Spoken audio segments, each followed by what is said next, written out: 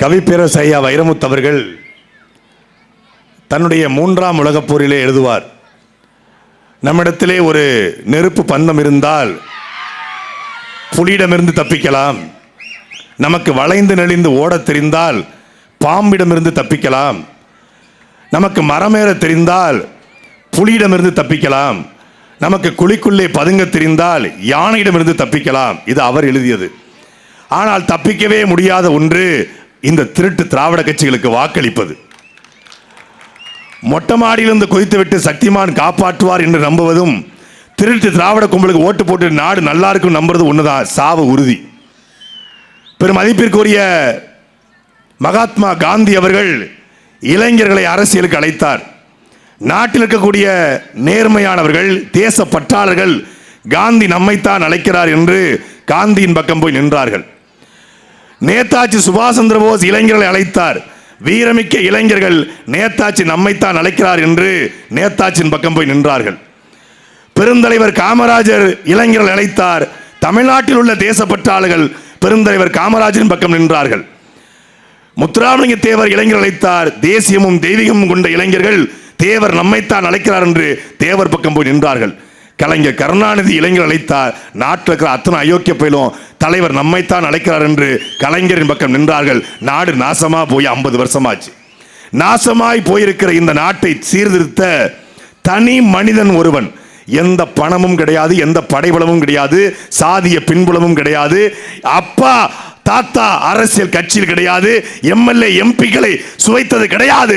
தனி மனிதன் ஒருவன் சாதியாக, மதமாக, இந்தியனாக, திராவிடனாக, ரசிகனாக தெரிந்த என்னை போன்ற தமிழ் தம்பிகளை நீயும் தமிழன் நானும் தமிழன் நாம் தமிழர் என்று திரட்டி 16 ஆண்டு காலமாக இந்த களத்திலே நடந்த எல்லா போராட்ட களத்திலும் முதன்மை குரலாக ஒலித்த ஒரு குரல் காரைக்குடியிலிருந்து சட்டமன்றத்திலே ஒலிக்கி இருக்கிறது. இந்த முறை காரைக்குடியிலே அண்ணன் சீமான் வெல்ல போகிறார் என்கிற செய்தி எல்லா ஊடகமும் கருத்து கணிப்பு போடுறாங்க. 233 தொகுதிக்கு கருத்து சொல்ல முடியுமா? காரைக்குடிக்க முடியும் சொல்ல முடியாதான். அது இழுபறியா இருக்கு. எப்படி ஒரு பக்கம் சீமான் ஒரு பக்கம் மாங்குடி நின்று இழுப்பாங்களா? இல்ல ஒரு பக்கம் மாங்குடியும் ஒரு பக்கம் தேர்போகி பாண்டி இழுப்பாங்களா? என்ன இழுபறி? சீமான் வெற்றி பெறுகிறார் என்பதை ஊடகங்களால் சொல்ல முடியல. எங்க கட்சிக்காரன் கூட டவுட்டா கேட்டாங்க, அண்ணன் வென்றுவாரான்னு. எனக்கு கூட அண்ணன் வென்றுவாரா அப்படின்னு ஒரு மண்டைக்குள்ள ஓடும்ல, ஒண்ணுல வச்சு நான் உறுதிப்படுத்தினேன். எதை வச்சு தெரியுமில்ல, ஊருக்குள்ள ஒரு நரி வந்தாலே தப்பு, 2 நரி வருது, அது அப்பனும் மகனும் சேர்ந்து வருது. ஒரு நரி சொல்லுது சீமானுக்கு காரைக்குடில ஓட்டு கணக்கு, மகன் நரி. அப்ப நரி சொல்லுது சீமானுக்கு ஓட்டு போட்டா நோட்டாவுக்கு ஓட்ட மாதிரி. சரி, உங்களுக்கு உங்க மகனுக்கும் போட்டா எப்படி போட்ட மாதிரி? குப்பையில போட்ட மாதிரி. சீமானுக்கு ஓட்டு போட்டா நோட்டாவுக்கு போட்டதில்லை, அது தமிழ்நாட்டுக்கு போட்ட ஓட்டு, தமிழர் இனத்துக்கு போட்ட ஓட்டு, தமிழர் பண்பாட்டிற்கு, தமிழர் கலாச்சாரத்திற்கு, நேர்மைக்கு, உண்மைக்கு போட்ட ஓட்டு. மனசாட்சி தொட்டு இந்த சருகணில வாழ்கிற மக்கள் சொல்லுங்க, இந்த 10 ஆண்டு கால தேர்தல் பயணத்தில் திமுக பணம் கொடுத்து பார்த்திருப்பீங்க, அதிமுக பணம் கொடுத்து பார்த்திருப்பீங்க, காங்கிரஸ், பாஜக, இப்ப வந்திருக்கிற தாவேக எல்லாம் ஓட்டுக்கு பணத்தை கொடுக்குது. ஏன்? கூட்டம் கூட்டவே பணம் கொடுக்குது. தமிழ்நாட்டு அரசியல் பியூர் பாலிடிக்ஸ், நேர்மை அரசியல் என்றால் வாக்கிற்கு பணம் கொடுக்காத ஒரே கட்சி அது நாம் தமிழர் கட்சி மட்டும்தான். ஏன்? ஓட்டுக்கு பணம் கொடுப்பவன் பாவி, அந்த பணத்தை வாங்கிட்டு ஓட்டு போடுவன் தேச துரோகி என்கிற எங்கள் தாத்தா தெய்வ திருமகனார் முத்துராமலிங்கத்தினுடைய கோட்பாட்டுங்க ஒத்த பைசா கொடுக்க மாட்டோம். இந்தியாவிலேயே ஒரே கட்சி ஓட்டிற்கு பணத்தை கொடுக்காம 36,50,000 வாக்களை பெற்ற ஒரே கட்சி அது நாம் தமிழர் கட்சி மட்டும்தான். இந்த திமிரு அதிமுக கிட்ட, திமுக கிட்ட, அமமுக தேர்போகி பாண்டி கிட்ட அண்ணன் மாங்குடி ரொம்ப நல்லவரா, ரொம்ப எளிமையானவர், ரொம்ப நல்லவர், எளிமையானவர், நேர்மையானவர். எதுக்கு நைட்டு 4 மணிக்கு கதவு தட்டி 1000 ரூபாய் பணத்தை கொடுக்காரு? நல்லவனுக்கு இருட்டில் என்ன வேலை? யோக்கியனுக்கு இருட்டில் என்ன வேலை? எங்க அண்ணன் சீமான் எப்படி ஓட்டு கேட்காருன்னா, கல்வியை தருவேன், மருத்துவத்தை தருவேன், தண்ணியை தருவேன் ஓட்டு. அண்ணன் மாங்குடிக்கு எப்படி தெரியுமா ஓட்டு? காங்கிரஸுக்கு போனை போட்டு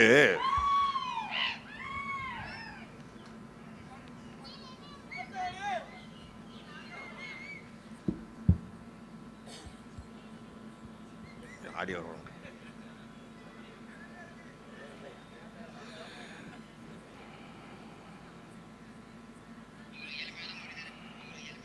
நீங்க எப்ப வேணாலும் இதை உங்களுக்கு எளிமையான மனிதர், நீங்க எப்ப வேணாலும் இதை சந்திக்கலாம், போய் உங்களுக்கு பிரச்சனை என்ன கேட்கலாம். அதெல்லாம் உங்களுக்கு எல்லாம் இப்போ ஊருக்குலாம் செஞ்சிருக்காரு. இப்போ எழுதி இப்போ நாடாளுமன்ற கூட்டமாக சொல்லி போட்டிருக்காப்புல. அந்த ரோடு எல்லாம் போட்டு கொடுத்துருவா எல்லாம். மறந்துடாம நீங்க நம்மளுக்கு 3வது பட்டம் கைத்தினத்துல போட்டுருங்க. காசு அக்காட்ட கொடுத்துட்டு போயிடுறேன். மறக்காம கை சின்னத்துல ஓட்டு போட்டுருங்க. ரொம்ப நேர்மையானவர், நல்லவர், ரோடு போட்டு கொடுத்துருக்காரு, பஸ் ஸ்டாப் கட்டி கொடுத்துருக்காரு, அக்காட்ட பணத்தை கொடுத்து போயிடுறேன். ஏங்க நேர்மையானவர் நல்லவருக்கு எதுக்கு அக்காட்ட பணம் கொடுக்கணும்? ஒக்கா எதுக்கு பணம் கொடுக்கணும்? எதுக்கு கொடுக்கணும்? ஏன் சீமான் வெல்ல போகிறார் என்ற செய்தி கேட்ட உடனே மடியில் இருந்த பணத்தை பூரா எடுக்க ஆரம்பிச்சாப்ல. இங்க ஒருத்தர் வீடு இருக்கா, ஓட்டு இருக்கான்னாப்ல. இப்ப அவருடைய அலுவலகத்திலிருந்து 13 லட்சம் ரூபாய் தேர்தல் பறக்கம் பட பிடிச்சிருக்கு. கார்த்தி சிதம்பரம் ஆபீஸ்ல தேர்தல் பறக்கும் பட கடலை மிட்டாய் விற்கிறவன், புண்ணாக்கு விற்கிறவன், பூ விற்கிறவன், பண்டம் வச்சுக்கணும் பணத்தை பிடிச்சது. பணத்தை பூரா எல்லாரும் கொடுத்தான். ஆனா பறக்கும்பட பிடிச்ச பணத்தை பறக்கும்பட சாவியை பிடுங்கி பறிச்ச ஒரே பயலுக்கு இந்த காங்கிரஸ் பயலுக்கு மட்டும்தான். எங்க அண்ணன் 2011 காங்கிரஸ்ங்கிறது களவாணி காங்கிரஸ். அப்ப சொன்னது எனக்கு புரியல, இப்ப புரியுது. பறக்கும் படைக்கிட்டே பறந்து போய் பணத்தை படிச்சிருக்காங்க. ஏன் பணத்தை செலவு பண்றீங்க? ஏன் கொடுக்குறீங்க? 80 விழுக்காடு வாக்கு வித்தியாசத்தில் சீமான் இந்த தொகுதியில் 80 விழுக்காடு மக்கள் அண்ணன் சீமானுக்கு ஆதரவா இருக்காங்க. நான் ஒரு வீடியோ தான் போட்டேன். ஐயோ இது பொய், இது உண்மை இல்ல, இது எப்ப நடந்தது அப்ப நடந்ததுங்கிறான். இதே மண்ணில் இன்னைக்கு தாவேக்காவுக்கு ஆதரவாக களமிறங்கியது யாரு? மாற்று அரசியல் என்று சொல்லுகிற தாவேக்காவிற்கு யார் நிக்கிறா? இந்த காரைக்குடி மண்ணிலே சாதி அரசியலை கையில் எடுத்தவன், இந்த காரைக்குடியிலே கட்ட பஞ்சாயத்து செய்கிறவன், இந்த காரைக்குடியிலே ஒடுக்கப்பட்ட பிற்படுத்தப்பட்ட எங்கள் தேவேந்திரகுல வேளாளர்களுக்கு எதிராக அரசியல் செய்த உஞ்சனை ராமசாமி தாவேக்காவுக்கு ஆதரவாக களத்தில் நிற்கிறான். அந்த KR ராமசாமி கும்பல், உஞ்சனை ராமசாமி கும்பல் என்ன அட்டூழியம்! 1998 நவம்பர் 8 திமுகவிலே இருந்தாலும் சேற்றில் முளைத்த செந்தாமரை போல திமுகவில் இருந்து மாதா மெடிக்கல் நடத்தி ஈழத் தமிழருக்கு மருந்து மாத்திரை அனுப்பி வைத்த மரியாதைக்குரிய அண்ணன் மா வீரன் என்று மக்கள் கொண்டாடுகிற ரூசோ வேதநாயகம் உடையாரை வெட்டி கொன்னவன் யாரா? இந்த கேள்விக்கு எவன்டியால் பதில் இருக்கா? இதே KR ராமசாமி, இதே உஞ்சனை ராமசாமி. அன்னைக்கு மாதா மெடிக்கல் இருந்து அண்ணன் ரூசோ வேதநாயக உடையாருடைய கார் போகிறது. வீட்டுக்கு போகும்போது 2 பைக் வந்து உள்ள விழுது. பைக்கில் வந்தவன் வலிப்பு வந்து நடிக்கிறான். வலிப்பு வந்துட்டு நினைச்சுக்கிட்டு காப்பாத்த போனவன் மேல இருந்து வேப்ப மரத்தை இறங்கி வந்து கடப்பாறையை வச்சு குத்தி அவரை கொல்றான். அந்த வண்டிக்கு முன்னாடி கிடந்த பைக்கு தாவேகா வேட்பாளர் பிரபுடைய அப்பன் இருமதி துரை கருணாநிதி பைக்கு. உனக்கு நான் பொய் சொல்லல, நான் ஆதாரத்தோட சொல்றேன். நான் வந்து காங்கிரஸ் கார்த்தி சிதம்பரம் கிடையாது, சிதம்பரம் கிடையாது. நான் சீமான் தம்பி, உண்மையை சொல்லுவேன், ஆதாரத்தோட சொல்லுவேன். நல்லவன் எவன் இருந்தாலும் அவனை வெட்டி கொண்ட கும்பல் இன்னைக்கு ஒயிட் காலர் கிரிமினலுங்க. அவங்க காரைக்குடியை ஏன் வர்றாங்க? காரைக்குடிக்கு தமிழ்நாட்டிலே அதிகமான வருமானம் கொடுக்கக்கூடிய சட்டமன்ற தொகுதி காரைக்குடி. தொழிலதிபர்கள் செல்வந்தர்கள் இருக்கிற பகுதி. மாநகராட்சியில் வென்றா, சட்டசபையில் வென்றா, சம்பாதிக்கலாம் என்ற ஒரே ஒரு நோக்கத்தோடு வருகிறது.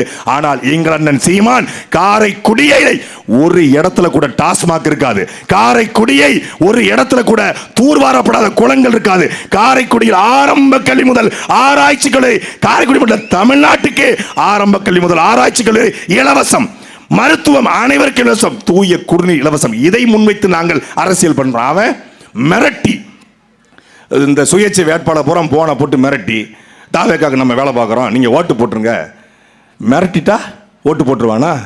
இந்த களத்தில் காங்கிரஸ் பயந்து ஒதுங்கி நிற்கிறான், தேர்போய் பாண்டி ஒதுங்கி நிற்கலாம். சீமான் தம்பிகள் நாங்கள் எதுக்கடா பயந்து ஒதுங்கி நிற்க போகிறோம்? இந்த கும்பலை மிரட்டினா எனக்கு மட்டும் 1000 போனுங்க. நேற்று 1000 போனு என்னை மிரட்டுறான். டேய், நீ யாருக்கு போன் பண்ணு தெரியாம பேசுற? நானும் கெட்ட வார்த்தையில PhD முடிச்சவன். இங்க பாரு, ஏதோ சிகப்பா இருக்கான், ஏதோ பாப்பார விட்டு பிள்ளை நினைச்சிட்டான். இந்த உஞ்சன ராமசாமி, KR ராமசாமிக்கெல்லாம், டேய், தமிழ்நாட்டுடைய ராமசாமி பெரியார் கும்பலுக்கே பயப்படாத கும்பல் நாங்க. இந்த ராமசாமிக்கு பயந்துருவோமா? நீ உனக்கு தலைவன் விஜய், உனக்கு தலைவன் ராகுல் காந்தி. எங்களுக்கு ராகுல் காந்தி விஜய் தலைவன் அல்ல, எங்களுக்கு தலைவன் உலகத்தின் 24 நாடுகளை சண்டையிட்ட எங்கள் தலைவன் பிரபாகரன் தலைவன். தமிழ்நாட்டுக்குள்ள ஆட்சி அதிகாரத்துக்கு திமுகவை எதிர்த்து பேனா சிலைய வச்சா உடப்ப என்று பேசிய சீமானுடைய தம்பிகள் நாங்க எதுக்குட பயப்படணும்? உண்மையை பேசுறோம், உறக்க பேசுறோம், அதை உறுதியாக பேசுகிறோம், இறுதி வரை பேசுகிறோம். அன்பிற்குரிய சருகணி மக்களே, காங்கிரஸ் கட்சி கை சின்னத்துக்கு தான் சருகணியில் நிறைய போடுவாங்களாம். மக்கள்லாம் சருகணிக்கு தான் போட்டான் அப்படின்னு சொல்றான். அது once upon a time, long echo. காரைக்குடியில் சீமான் நிற்பதுக்கு முன்னாடி இப்போ களமே வேற. சருகணி மக்கள் மொத்தமாக முடிவெடுப்பதாக ஒரு செய்தி.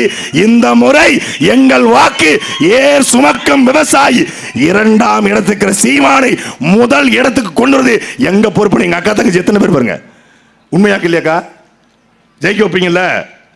தமிழ்நாட்டில் காரைக்குடியில் சருகணியில தான் அதிக வாக்கு வந்துச்சுங்கிறத எங்க அக்கா தங்கச்சி நிரூபிப்பா. ஏன்? என் பெண்ணை தொட்டா நெஞ்சில பாயும் தோட்டா என்று அறிவித்த தலைவன் எங்க அண்ணன் சீமான். உங்களுக்கு ஒரு செய்தி சொல்லவா? கடந்த 2 நாளைக்கு முன்னாடி போஸ்டல் ஓட்டு, அதாவது தபால் வாக்கு தமிழ்நாட்டில் பதிவு செய்யப்பட்டிருக்கிறது. 1,30,000 காவலர்கள், அதில் கிட்டத்தட்ட 30,000 பெண் காவலர்கள். தமிழ்நாட்டிலேயே பெண் காவலர்கள் 90 விழுக்காடு வாக்களித்திருப்பது நாம் தமிழர் கட்சிக்கு. நீ வேணா எண்ணி பாரு. மே 4 8:30 மணிக்கு தபால் வாக்கு எண்ணுகிற பொழுது எதுக்கு தெரியுமா ஓட்டு போட்டிருக்காங்க? என் பெண்ணை தொட்டா பாயும் தோட்டான்னு சொன்ன அந்த ஒத்த வார்த்தைக்காக பெண் காவலர் போடுறான். ஏன்? பெண் காவலருக்கே பாதுகாப்பு இல்லை. அப்போ அப்படி ஒரு தலைவன் தேவைப்படுறான். இங்க 1952 தொடங்கி இந்த 2021 வரைக்கும் தமிழ்நாடு சட்டசபையில எத்தனையோ தலைவர்கள் போயிருக்காங்க. ஆனால் நேர்மையும் உண்மையுமாக இருந்த தலைவர்கள் சிலர் மட்டும்தான். நீங்க பட்டியல் போட்டு பார்த்தீங்கன்னா தாத்தா முத்துராமலிங்க தேவர், தாத்தா மூக்கையா தேவர், நம் தாத்தா காமராஜர், கக்கன், ஜீவானந்தம், நம்மளுடைய அண்ணாதுரை சொல்லிக்கலாம். அண்ணாதுரை நேர்மையான தலைவர். அந்த 5-6 பேரை தாண்டி ஒரு நேர்மையான தலைவன் சட்டசபைக்கு போகல. 50 வருஷம் கழிச்சு ஒரு தலைவன் சட்டசபைக்கு போக இருக்கிறான். தமிழ்நாடு சட்டசபையிலே தட்டி தட்டி பழக்கப்பட்ட சட்டசபையிலே அவன் கேட்கிற கேள்விகளை சட்டசபை மேட 2 உடையும். அவர் தட்டினாலே உடையும். Karate black belt. தம்பி படத்தோட சென்சார் போர்டுல எங்க அண்ணன் சொல்லுவாங்க, தம்பி படத்தோட சென்சார் போர்டு அந்த இதுல போது ஒரே அடி அடிச்சுக்க டேபிள் 2 உடைஞ்சிருக்கு. நீங்க பார்க்க போறீங்க அந்த காட்சியெல்லாம். இந்த 5 ஆண்டுகளில் அவர் சட்டமன்றத்தில் எழுப்புகிற விவாதம் மிகப்பெரிய அரசியலாக மாறி இருக்கிறது. காரைக்குடியிலிருந்து சீமான் லட்சக்கணக்கான வாக்கள் வித்தியாசத்திலே வெற்றி பெற்றார் என்கிற செய்தி அது உலக தமிழருக்கான நற்செய்தி. ஒரு தலைவனுக்காக கட்சி இயங்கலாம், ஒரு தலைவனுக்காக தொண்டை இயங்கலாம், ஒரு தலைவனுக்காக தமிழ் இனம் ஏங்கி காத்து கிடக்கிறது.